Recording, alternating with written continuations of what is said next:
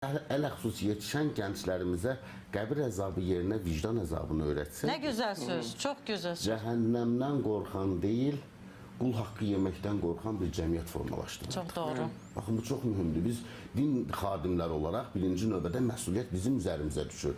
Amma çox təəssüflər olsun ki, bugün bir yoxsul, bir fəqir, bir yetim uşağı süfrəsinə, Şəms Təbrizi deyir ha bunu, deyir ki, bir yetimi süfrəsinə dəvət etməkdən aciz olanlar insanları cənnətə çağırırlar. Ne güzel. Düşünün, yəni bugün yoxdur mu? Bugün var. İftar süfrəsi təşkil eləyir. Elə insanlar dəvət edir ki, orada bir yetim yoxdur. Bəli. Yəni bunun Az əvvəlki adamlar da özünə tanışlıq tapır. Nəyə gətirirəm? Biz İslamı əslində tam olaraq dərk edib cəmiyyətimizə doğru düzgün təqdim edə bilmirik. Biz danışanda elə danışırıq ki, ancaq cəhənnəm, cənnət, qəbir əzabı. Halbuki İslamiyyət bayaq başda dediyim kimi birinci növbədə insan olmaqdan başlar.